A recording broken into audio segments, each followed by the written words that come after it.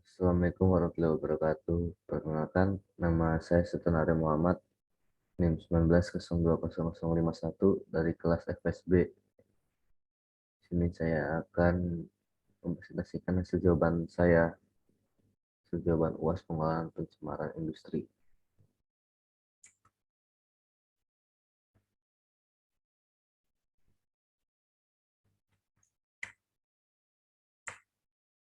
Limbah B3. Yang pertama, soalnya ada apa yang dimaksud dengan pengelolaan limbah B3? Jelaskan. Pengelolaan limbah B3 adalah rangkaian kategori yang mencakup penyimpanan, pengumpulan, pemanfaatan, pengangkutan, dan pengelolaan limbah B3, termasuk penimbahan hasil pengolahan tersebut. Kedua, sebutkan dan jelaskan karakteristik limbah B3. Yang pertama ada mudah meledak. Limbah yang pada suhu dan tekanan standar dapat meledak karena dapat menghasilkan gas dengan suhu dan tekanan tinggi lewat reaksi fisik atau kimia sederhana. Lalu ada pengoksidasi, limbah yang dapat melepaskan panas karena reoksidasi sehingga menimbulkan api saat bereaksi dengan bahan lainnya. Bahaya harmful, limbah berbahaya adalah limbah yang baik dalam fase dapat cair maupun gas yang dapat menyebabkan bahaya terhadap kesehatan sampai tingkat tertentu melalui kontak inhalasi ataupun oral. Lalu ada korosif yang menyebabkan iritasi pada kulit. Dan terakhir ada beracun, limbah mengandung zat yang bersifat racun bagi makhluk hidup. Tiga, ada sebutkan dan jelaskan kategori limbah B3. Limbah B3 dari sumber spesifik. Segala macam limbah berbahaya yang berasal dari kategori kegiatan utama industri dapat dikategorikan sumber spesifik. Kalau dari limbah B3 dari sumber tidak spesifik, dan ini bukan berasal dari kegiatan utama, melainkan dari kegiatan seperti pemeliharaan, pencucian, pengemasan, pembakaran kerak. Ketiga, ada limbah B3 dari B3 yang sudah kadaluarsa, tumpah, dan bekas kemasan B3. Yang keempat, ada sebutkan dokumen yang dibutuhkan sebagai kelengkapan persyaratan dan tata cara permohonan penerbitan izin lingkungan dalam hal pengolahan limbah B3. Pertama, ada persetujuan lingkungan melalui penyusunan AMDAL dan uji kelayakan AMPAL. Lalu ada perubahan persetujuan lingkungan melalui adendum AMDAL dan RKL-RPL. Persetujuan lingkungan RKL UPL. Perubahan persetujuan lingkungan atau perubahan kepemilikan. Dan persetujuan lingkungan melalui penyusunan formulir URL UPL, pemeriksaan formulir UKL UPL. Sebutkan dan jelaskan fasilitas yang dibutuhkan di dalam penyimpanan limbah B3 berdasarkan kategori dan sumbernya. Fasilitas penyimpanan limbah kategori 1 dan kategori 2 dari sumber tidak spesifik. Kategori 2 dari spesifik umum, seperti bangunan, tangki atau kontainer, dan silo. Fasilitas penyimpanan limbah kategori 2 spesifik khusus, seperti bangunan, silo, tempat tumpukan limbah, dan waste impoundment. Soal nomor 6, sebutkan fasilitas penimbunan limbah B3. Itu ada fasilitas penimbunan akhir kelas 1, 2, dan 3, sumur injeksi, penempatan kembali di area bekas tambang, dan tailing, fasilitas penimbun limbah B3 selain perkembangan iptek.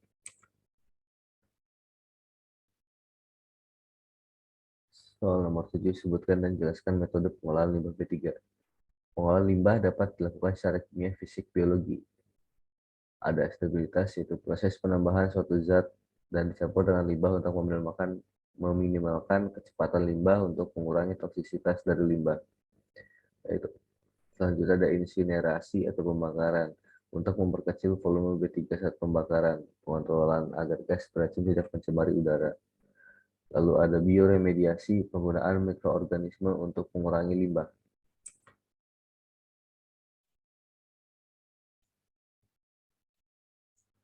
Ada lagi, jelaskan fasilitas penyimpanan limbah B3 berdasarkan jenisnya dan waktu maksimal penyimpanannya. Limbah B3 yang disimpan, limbah B3 yang dihasilkan 50 kg per hari atau lebih. Limbah B3 yang dihasilkan kurang dari 50 kg per hari untuk limbah B3 kategori 1. Waktu penyimpanannya itu ada 90 hari sejak limbah B3 dihasilkan. Yang kedua, ada 180 hari sejak limbah B3 dihasilkan. Limbah B3 dihasilkan kurang dari 50 kg per hari. Untuk B3 kategori 1 tidak spesifik dan spesifik khusus. Lalu ada limbah B3 kategori 2 sumber spesifik khusus. Untuk kedua ini sama-sama menyita waktu penyimpanan selama 365 hari sejak limbah B3 dihasilkan atau tahun sejak limbah B3 dihasilkan.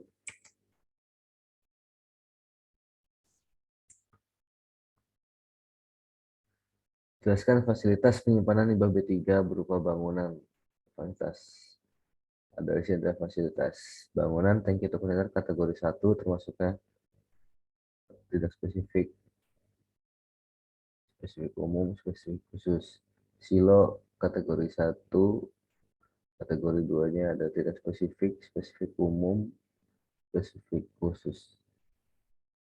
Penumpukan limbah kategori 1 checklist, tidak spesifik, spesifik umum, spesifik khususnya juga checklist. Waste impoundment kategori 1 silang, tidak spesifik silang, spesifik umum silang, spesifik khusus checklist. Bentuk lainnya kategori 1 tidak spesifik dan spesifik umum silang, tapi spesifik khususnya checklist. Waktu maksimal penyimpanan kategori 1 180 hari, kategori 2 360 hari, 365 hari, spesifik umum 565 hari, dan spesifik khusus 365 hari. Jelaskan waktu penyimpanan limbah B3 berdasarkan kategori limbah B3 dan jumlah limbah B3 yang dihasilkan. Kategori 1 berjumlah kurang dari 50 kg per hari, waktu penyimpanannya 180 hari. Kategori 2 sumber tidak spesifik, kurang dari 50 kg per hari, waktu penyimpanan 365 hari. 3 ada kategori 2 sumber umum, kurang dari 50 kg per hari, waktu penyimpanan 365 hari. Kategori sumber khusus, jumlah tidak diketahui, waktu penyimpanan 365 hari. Sebutkan periode pelaporan pada tiap tahapan pengelolaan limbah B3. Penyimpanan disimpan dengan perlakuan khusus sebelum diolah dan penyimpanan dilakukan dengan sistem blok dan blok terdiri dari atas 2x2 kemasan. Pengumpulan tentang karakteristik limbah, fasilitas perlengkapan laboratorium penggulangan kecelakaan maupun lokasi. Pengangkutan terkait dengan pemberian label, analisa karakteristik limbah, pengemasan khusus terkait daur ulang, perolehan kembali dan penggunaan kembali limbah B3. Pemanfaatan terkait daur ulang, perolehan kembali dan penggunaan kembali limbah B3. Pemeriksaan mekanisme perizinan limbah B3 disertai dengan waktu pada setiap tahapannya. Sudah pada mulai menggunakan permohonan izin yang lengkap, ini bisa tidak, juga bisa ya. Jika iya, ini bisa divalidasi atau dapat permohonan. Setelah menggunakan, kita dapat verifikasi teknis, review evaluasi, ini kembali tidak atau ya, menyebarkan draft SK. Menyampaikan surat permintaan, menerima surat permintaan, penyimpanan dokumen kelengkapan, menerima dokumen kesesuaian dokumen yang sesuai, ya lalu direview kembali. Tidak, menyimpan draft SK, penerbitan SK, penyimpanan SK, menerima SK, dan selesai. Sebutkan jangka waktu proses perizinan pengelolaan limbah B3 pada tiap tahapannya. Tahapan pengurangan 45 hari, penyimpanan 45 hari, pengumpulan 45 hari, pengangkutan 45 hari, pengolahan 45 hari, penimbunan 45 hari. Sebutkan masa berlaku izin dari masing-masing pengelolaan limbah B3. Izin penyimpanan 5 tahun dan dapat diperpanjang. Pengumpulan 5 tahun dan dapat diperpanjang. Pengangkutan 5 tahun dan dapat diperpanjang. Uji coba pemanfaatan dan pengolahan 1 tahun. Pemanfaatan 5 tahun dan dapat diperpanjang. Pengolahan 5 tahun dan dapat diperpanjang. Penimbunan 10 tahun dan dapat diperpanjang. Sebutkan contoh pemanfaatan limbah B3. Izin industri tambang, izin koper slag, masa berlaku salah satu bahan produksi semen. Industri palm, izin sludge ipal, bahan substitusi pembuatan batu beton. oli bekas atau bahan bakar alternatif. Listri nikel, slag nikel sebagai pengganti pasir pada paving block dengan penambahan abu sekam padi. Pabrik petrokimia, katalis bekas, bahan pengisian paving block dengan penambahan. Pabrik pestisida atau abu insinerator, bahan substitusi dalam pembuatan genting beton. Pabrik pupuk atau limbah karbon aktif, bahan pengganti agregat halus pada campuran beton ringan. Pabrik semen atau abu batubara, campuran raw-mi dengan porsi 5% untuk bottom ash, kategori non-semen grade. Pabrik kelapa sawit, oli bekas, bahan baku pembuatan bahan bakar cair. Rumah sakit, limbah cair yang mengandung desinfektan. Dinetralkan dengan menggunakan plasma nanobubble atau PNB. Selanjutnya, sebutkan fasilitas pengangkutan limbah B3 berdasarkan kategori dan sumbernya. Jelaskan ketentuan informasi yang harus ada pada kendaraan pengangkutan. Pengangkutan limbah B3 adalah badan usaha yang sudah memiliki izin khusus untuk melakukan kegiatan pemindahan limbah B3 dari satu lokasi lain. Berdasarkan PP nomor 101 tahun 2014 wajib dilakukan dengan alat tertutup untuk limbah kategori 1. Sedangkan pengangkutan limbah B3 dapat dilakukan dengan alat angkut yang terbuka. Untuk limbah B3 kategori 2 yang harus dilengkapi pada kendaraan adalah simbol limbah B3 yang sesuai dan harus dilengkapi dengan dokumen. Sekian dan kurang lebih mohon maaf. Wabillahi taufiq wal hidayah. Wassalamualaikum warahmatullahi wabarakatuh.